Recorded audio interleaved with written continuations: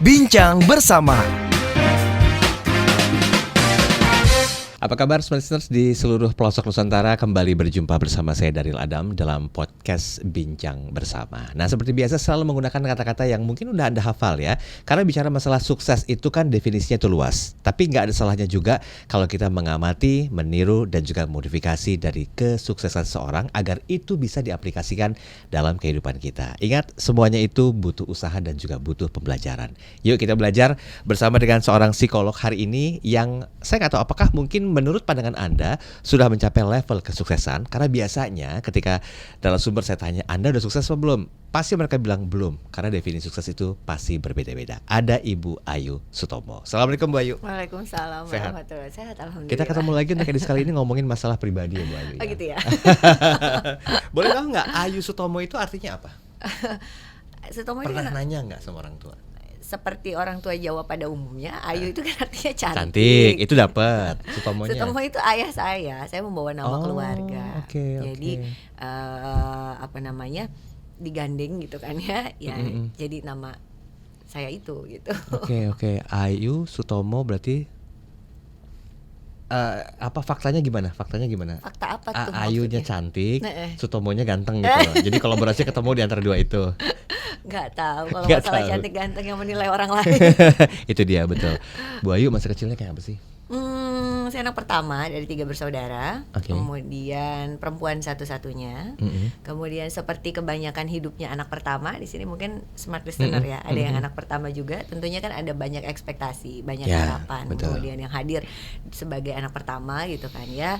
Kemudian atas itu semua karena memang proses pengasuhan, parenting itu kan interaksi orang tua dan anak. Kemudian anak pertama, orang tua ke anak pertama, orang tua ke anak kedua, orang tua ke anak ketiga, itu kan pemaknaan diri mereka sebagai orang tua itu berkembang dan berubah. Betul. Gitu kan. Dan tentunya pemaknaan itu kan mempengaruhi bagaimana sikap-sikap yang ditampilkan dan pada akhirnya diserap oleh saya sebagai anak gitu.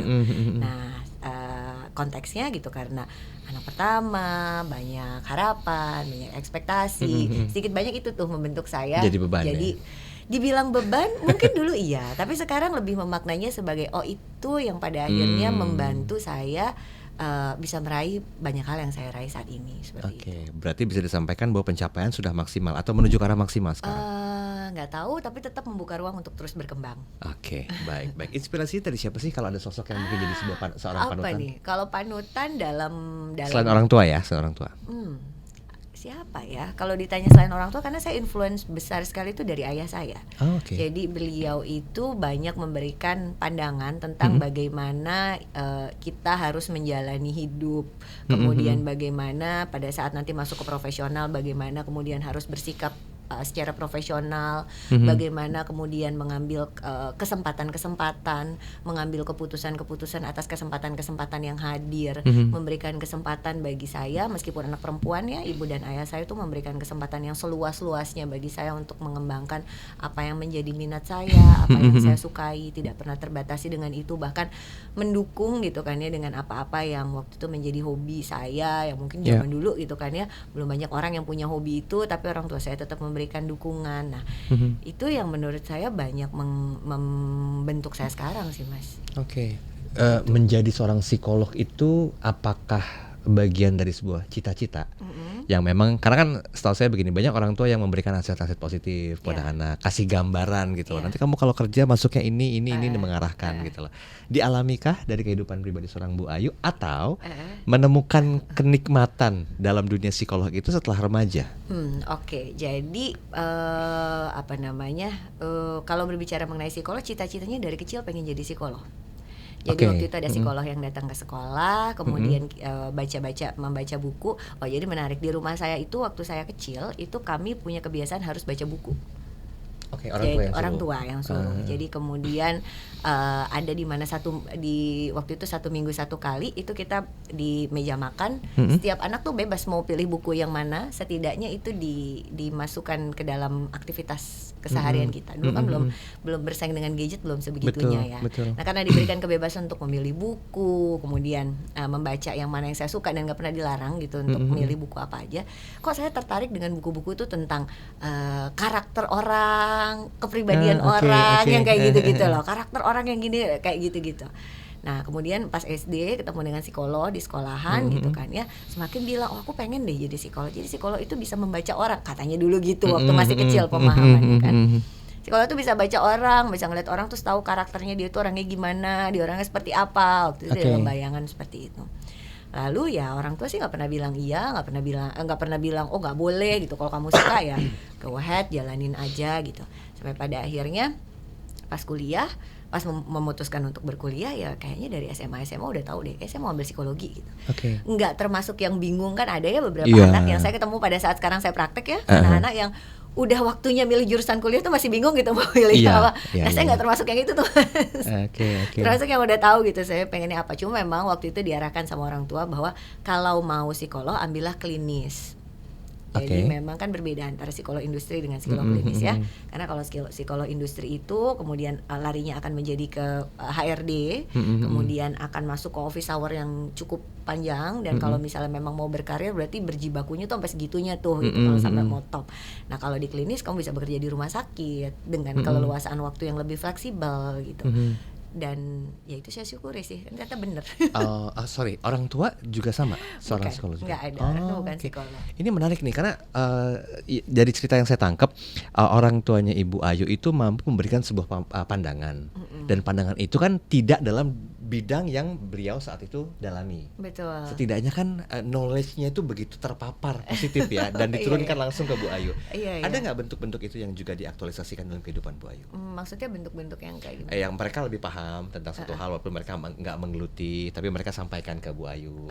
Kalau mau jadi psikolog itu jangan ambil yang industri, ambillah yang klinis. Itu kan sebagai sebuah bentuk bahwa knowledge yang mereka dapatkan itu diaplikasikan ke kehidupan anaknya Bu Ayu saat ini. Nah, gimana dengan Bu Ayu?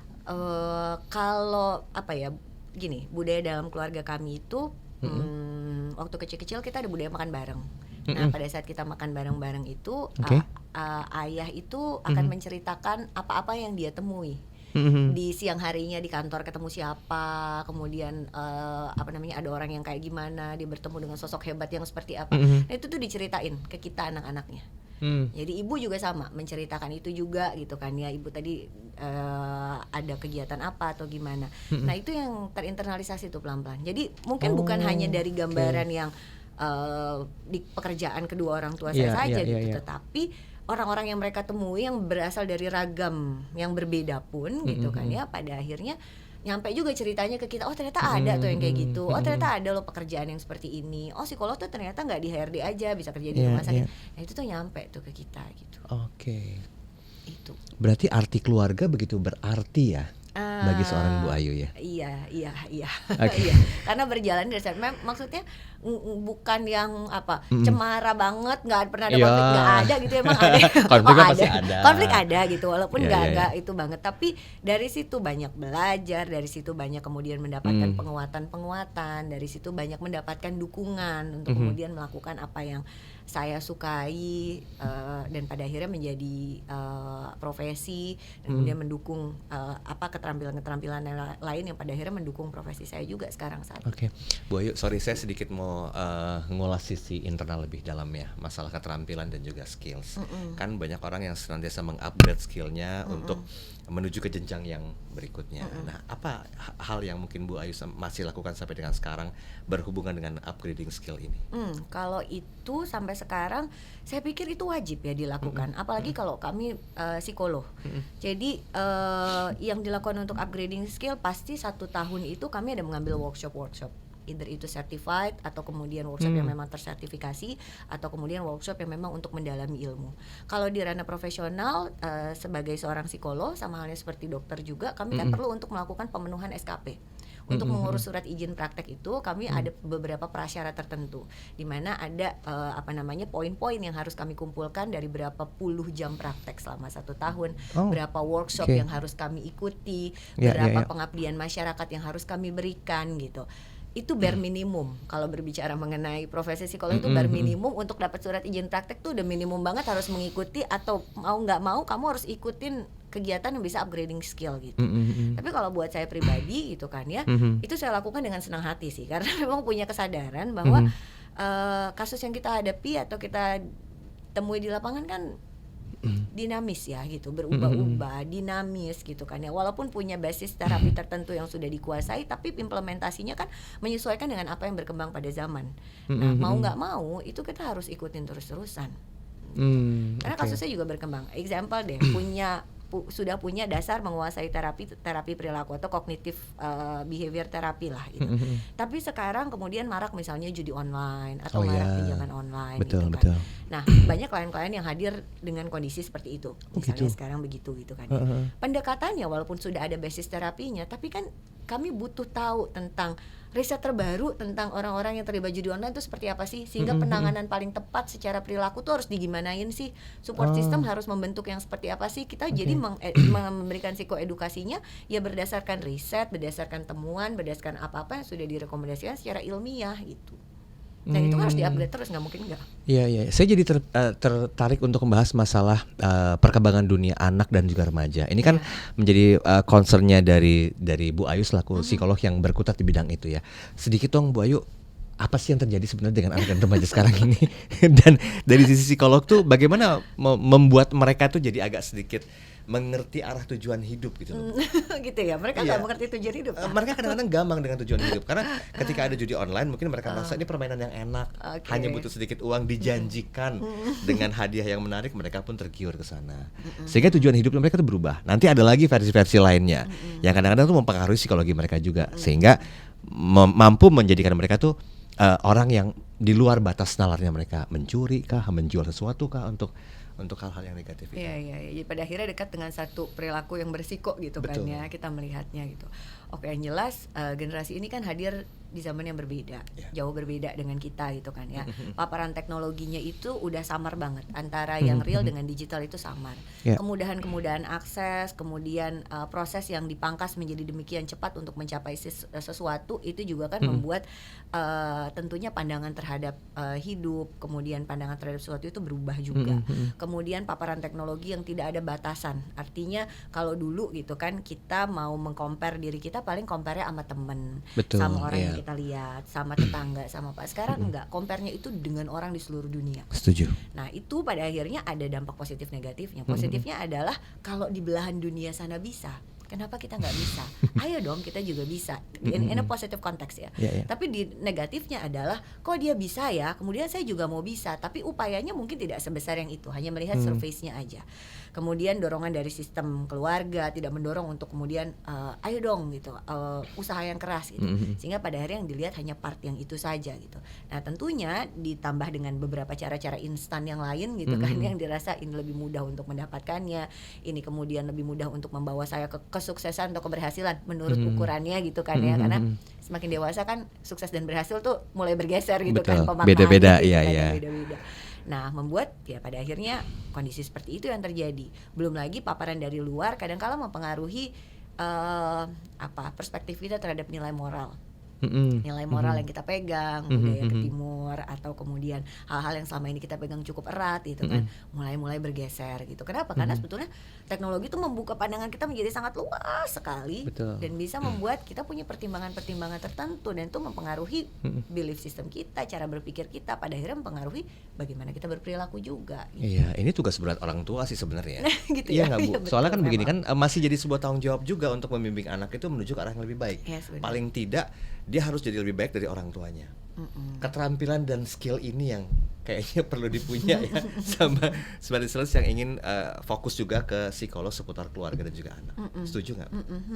Memang sebagai orang tua tuh ya itu harus upgrade diri terus-terusan juga ya. Sebagai profesional kita meng-upgrade diri, tapi kadang sebagai profesional yang juga sebagai orang tua gitu kan ya, kita ikutan training terkait dengan kehidupan profesional kita tuh setahun bisa berapa kali gitu. Tapi apakah kita juga melakukan upgrading diri kita yang sama terhadap proses kita menjadi orang tua gitu. Karena zamannya ganti, berubah, kita juga perlu untuk update terus-terusan sama itu. Bu Ayu, apa yang masih Bu Ayu pegang dari dulu sampai dengan sekarang berhubungan dengan prinsip diri dan juga hidup. Hidup itu harus Dan kenapa harus hidup sebenarnya itu gitu? harus bermanfaat. Jadi Oke. harus bawa manfaat buat semakin banyak membawa manfaat untuk lebih banyak orang, itu akan semakin baik gitu. Kalau yang lain-lainnya ketika kamu menjadi bermanfaat, yang lain-lainnya akan ngikutin kok. Contohnya gimana? Misalnya ketika kemudian saya kita berbicara mengenai kehidupan profesional Iya, lah betul. gitu kan ya. Basisnya gitu kan. Sekarang kan ada banyak yang bilang, "Oh, saya tuh harus yang begini-begini mengejar satu posisi tertentu atau apa gitu." Balikin aja dulu deh gitu. Kamu menjadi bermanfaat dulu untuk lingkunganmu yang paling kecil. Ketika itu dirasa dengan baik gitu kan ya, manfaatmu terasa dengan baik, kamu akan mendapatkan kepercayaan untuk di lingkungan yang lebih besar lagi, lingkungan yang lebih besar lagi, lingkungan yang lebih besar lagi. Oke. Ketika itu sampai, maka karirmu akan ngikutin kok. Ketika itu sampai, maka penghasilan atau income itu juga akan ngikutin kok. Tapi fokus aja di apa yang bisa kita kontrol dalam diri kita, yaitu bagaimana kehadiran kita membawa banyak kebermanfaatan bagi di mana kita berada. Kalau itu terasa dampaknya, kamu akan dapat kepercayaan kok untuk yang lebih luas lagi, lebih luas lagi, lebih luas lagi. Ketika kemudian itu didapat, maka nggak usah khawatir kepercayaan hadir. Tentunya kalau kita bicara mengenai hitung-hitungan finansial, profesionalisme, itu akan ikut kok. Secara otomatis Ya, I do believe. membentuk keyakinan atau belief system itu kan nggak gampang ya Bu Ayu ya. Iya ya. Karena kan kadang-kadang orang juga sering compare, buka scroll Instagram, aduh temen udah kesini, kita masih gini-gini aja. Apakah mungkin harus ada pemaknaan lebih kuat tentang hal ini? Nah ini gimana emang counter atau ngebalikin lagi? Tapi gini, kalau Belajarnya kita dari Bu Ayu berbicara deh. mengenai pembandingan sosial yang dilakukan di Instagram, sebagai makhluk sosial kan memang secara teori kita akan melakukan pembanding. Well, itu Betul, nggak betul. kenapa-napa. Kalau Ya, orang ya, ya. Jawa bilangnya wiswayahe, itu akan seperti itu, kita melakukan pembandingan itu. Cuma masalahnya pembandingan itu bisa sehat bisa nggak sehat. Pembandingan yang sehat adalah ketika kita lihat, wah kok dia karirnya bagus banget ya, apa yang dia lakukan, lalu kita reach out dia, kamu ikut pelatihan apa, ikut course yang mana, upgrade skillnya gimana, lihat dia belajarnya gimana, seperti apa, oh aku mau ya seperti dia, kalau dia bisa kenapa aku nggak, dan aku mulai berusaha seperti itu. Ya, ya, ya. Tapi ketika nggak sehat kan, wah kok dia gitu ya, akhirnya kita ngelihatnya jadi sebel, jadi kesel, jadi makin turun, jadi tumbuh perasaan yang iri hati, kemudian dengki mungkin kan ya. Nah itu yang pada akhirnya jadi pembandingan yang nggak sehat. Tapi sebenarnya membandingkan fine, itu nggak kenapa-napa kalau menurut saya. Sebagai makhluk sosial pun kita pasti akan melakukan pembandingan sosial kok. Iya, Nggak iya. mungkin enggak, asal jangan kebablasan. Oke. Kebablasan jangan ke atas ke bawah. Kalau ke atas kebablasannya kita jadi berkecil hati, ketika ke bawah kebablasannya membandingkannya adalah kita jadi merasa bangga diri. Nah itu kan nggak sehat. Nggak Jadi boleh. harus ada di posisi tengah-tengah ya. Nggak apa-apa membandingkan, kok bisa berhasil banget sih latihannya, Iya, itu iya, iya, gimana, iya. dia seperti apa, upayanya gimana, it's fine, nggak apa-apa. Oke, jadi pembelajaran juga sebetulnya ya. Iya, betul. Untuk bisa menduplikasi atau mengamati, Ya, tiru dan juga seperti modifikasi konsep tadi. acara ini. Bu, hari-hari selain praktek ngapain aja? Saya ada usaha di bidang kesehatan. Oh, apa tuh? Jadi ada klinik kesehatan kerja. Jadi kami ada di wilayah industri yang kemudian memang melayani pemeriksaan kesehatan untuk industri dan perusahaan. Oke. Jadi di sana juga ada layanan psychological service-nya juga. Jadi di luar praktek klinis, saya kelola itu as an entrepreneur begitu. Oke, berarti ada dua aktivitas yang Ya, harus betul. diconcernkan setiap hari. Betul. Me time-nya gimana dan ngapain biasanya? Ini kan manage ya. dua ini kan sulit ya, maksudnya nggak gampang gitu loh. Me time-nya ya bisa, me time-nya kalau udah nyampe rumah ya udah di rumah melakukan apa-apa yang kemudian bisa dilakukan, atau pagi hari sekali. Saya terbiasa bangun jam 3 pagi, jadi jam Oh, iya. jam 3 gitu kan. Tahajud. Ya itu kan me time, bagian dari kita me time Iya, kan, me time dulu, tenang apa segala macam sampai kemudian subuh datang jam 4:30 ya, 4:30, 4.32. 4:30-an gitu kan ya. Nah, itu udah mulai melakukan aktivitas untuk anak, keluarga apa segala macam. Habis itu anak-anak ke sekolah, ya kita mulai fokus dengan aktivitas seperti yang dilakukan sekarang. Nanti mereka hadir gitu kan ya. Sore hari gitu, jam berapa, anak saya pulang yang satu itu udah cukup sore jam 4:30, atau yang satu lagi nih karena hari ini ada les dia baru pulang 5:30, ya udah berkumpul lagi kan, mereka juga sudah punya aktivitasnya masing-masing. Nanti sore kita berkumpul lagi, dinner, cerita, begitu. Dan itu setiap hari. Ya mostly begitu. Mostly. Kecuali ada hal-hal yang kayak seringnya begitu sih. Karena memang circadian time-nya kan udah kebentuk ya. Jam Iya, 3 mau nggak jadi mau udah habit ya. bangun gitu. udah bangun gitu. Pernah nggak satu bentuk aktivitas yang manjain diri lepas dari semua aktivitas rutin? Ada, saya mengambil 1 hari off di hari-hari yang nggak ngapa-ngapain. Biasanya saya pakai buat ketemu dengan teman, dan itu di weekdays. Jadi memang sengaja ambil 1 hari yang di Selasa gitu kan. Tidak mengambil pekerjaan, isinya tuh main dan melakukan hal yang menyenangkan untuk diri saya. Itu wajib ya? Harus bisa dilakukan Harus atau bisa. diupayakan. Okay. Kalaupun ambil klien tuh cuma yang habis pagi workout, terus udah gitu agak siangan ambil klien, terus sisanya udah menunggu anak pulang sekolah, melakukan aktivitas apa. Perlu balance sih, karena gini loh, prinsipnya kita itu cuma bagi apa yang kita punya, Mas. Kalau kita nggak punya itu, kita nggak bisa bagi. Kita punya happiness, kita bagi happiness ke surrounding. Kita punya benci, kita bagi benci ke sekeliling. Kita punya marah, itu yang akan kita bagi ke sekeliling kita. Maka kita harus memastikan kita punya yang bagus dulu, supaya kita bisa bagi bagus ke orang lain, sekeliling kita.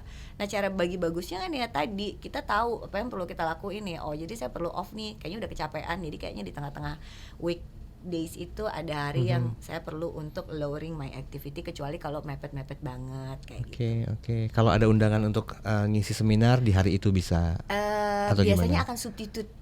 Oh. Nah, itulah menyenangkannya bekerja sebagai psikolog praktek dan entrepreneur. Punya keleluasaan terkait dengan waktu yang memang itu menurut saya sih privilege. Ya. Yang saya miliki. Target mungkin 3 atau 5 tahun ke depan. 5 tahun, 3 tahun ke depan, lebih mindful dengan semua activity yang saya lakukan, lebih membawa banyak manfaat di bidang kerja yang kemudian saya geluti, baik di bisnis maupun di bidang psikologi. Jalannya seperti apa gitu kan, Tuhan akan ngebuka jalannya gimana untuk menjadikan saya lebih bermanfaat buat semesta. Nah, itu kita ikuti aja. Oke. Flow aja ya. Ya. Akankah berusaha seperti Bapak Sutomo? Kenapa tuh? Yang mana nih Ibu part yang Ayu, usaha aja nih? Ibu Part Ayu yang- kan tadi di awal mengatakan ini arahan dari orang tua kalau bisa oke. ngambilnya begini-begini. Akankah itu dilakukan dari sisi Bu Ayu pribadi kepada Arahannya putra-putri? enggak, kalau ke anak-anak ya maksudnya gitu. Kalau anak-anak enggak, tapi bentuk diskusi yang kita lakukan tuh Sama. kurang lebih nuansanya begitu. Jadi Oke. ada acara di mana ya malam kita kumpul makan, terus cerita how's your feeling Mas ke anak saya yang pertama gitu. Mas perasaannya gimana? Adik perasaannya gimana? Apa yang seru? Oh, kalau ibu tadi ngisi podcast terus ketemu sama itu, oh ada pekerjaan sebagai penyiar, sekarang ada loh podcast yang kayak gitu-gitu. Nuansanya sama, nanti mereka kan dapat insight sendiri. Walaupun sepertinya kayaknya pilihan yang menjadi pilihan peminatan anak saya yang besar itu kan tahun ini masuk SMA. Oke. Jadi sudah mulai melihat-lihat peminatannya itu mana, kayaknya jauh dari saya, jauh dari ayahnya, jauh dari kakeknya juga. Karena yang jadi peminatannya dia justru ke bidang animasi digital. Iya. Nggak ada dari di antara kita yang punya background itu. Iya. Ya, kita mengakomodir. Oke, yang kedua belum tahu rencananya Masih mau kelas kemana? 4 SD. Oh, Jadi masih jauh ya bedanya ya. 4,5 tahun, hampir 5 Setengah tahun. ya. Oke. Berarti fokus dulu ke Mas ini. Ya, yang karena kan pertama. sudah mau pilih-pilihan masuk SMA, itu Iya, sudah iya. pilih-pilihan mau ke arah mana nih. Kalau mau misalnya ada tujuan tertentu kan dia harus mengumpulkan portofolio, udah mulai Iya, lebih spesifik ke sana. Iya. Gitu. Apa sih Bu batasan-batasan yang mungkin perlu disampaikan? Saya mau belajar deh dari kehidupan rumah tangganya Ibu ya. Batasan yang memang sudah yang ditetapkan sama orang tua kepada anak. Karena anak-anak sekarang kan kadang-kadang susah diatur, maunya mereka Iya. sendiri. Orang tua tuh udah ini aja deh, ngeliatin aja sama supervisi aja gitu lah. Gitu ya. Ibu nerapin nggak do and don'ts ya buat anak-anak? Do and don'ts-nya kalau saya gitu kan ya, ke anak-anak jelas satu, saya tuh kami gitu, saya dan pasangan itu mencoba sekali untuk terkoneksi dengan anak-anak, karena kami percaya kami tuh kalau mau ngomongin ke mereka, kalau kitanya nggak terkoneksi sama mereka sulit. Apalagi buat yang remaja itu kan tugas perkembangannya sudah identity versus identity confusion. Iya, Jadi memang mereka akan keluar untuk mencari identitas, dan nggak boleh kita batas-batasin tuh bukan berarti kamu nggak boleh kesana, itu nggak boleh, karena kalau kita begituin justru akhirnya mampet. Itu akan terhambat Dan di mereka tugas perkembangan penasaran itu. ya, ada apa sih ya? Penasaran ada apa? Kalaupun emang mereka nggak penasaran, jadi mereka pandangan terhadap lingkungan dan apa-apa yang terjadi di luar itu terbatas. Outputnya nanti di dunia karir merasa satu, pilihan hidup kok terbatas ya, cuma taunya ini doang. Ketika dia stuck di satu karir tertentu, dia nggak melihat bahwa ada banyak opsi-opsi karir yang lain. Kenapa? Karena waktu tahapan finding identity-nya tuh nggak pernah diperkenalin dengan banyak hal gitu kan. Yang kedua gitu kan ya, ketika kemudian dia nggak kita berikan keluasan untuk itu, di outputnya ya di karir itu larinya inisiatif tuh biasanya nggak ada. Kenapa? Karena dengan kenal dengan lingkungan yang banyak itu kan muncul tuh, oh kalau dalam situasi sosial gini aku harus berinisiatif yang seperti apa. Kalau di situasi yang gini aku harusnya gimana. Itu kan modalitas soft skill yang nggak diajarin di sekolah, tapi pada saat masuk ke dunia karir itu kepake banget. Buat kita yang udah kerja paham banget tuh hal-hal kayak gitu.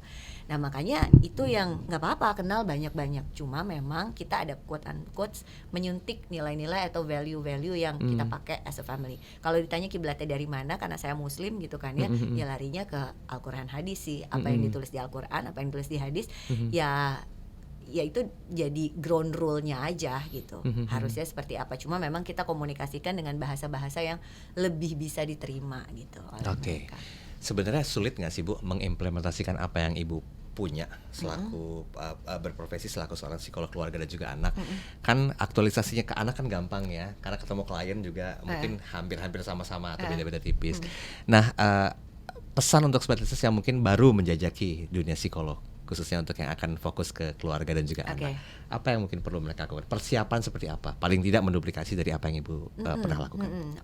Kalau apa ya terkait dengan peran menjadi psikolog gitu, satu jangan ragu dulu untuk masuk ke diri kita lebih dalam, kenal diri kita.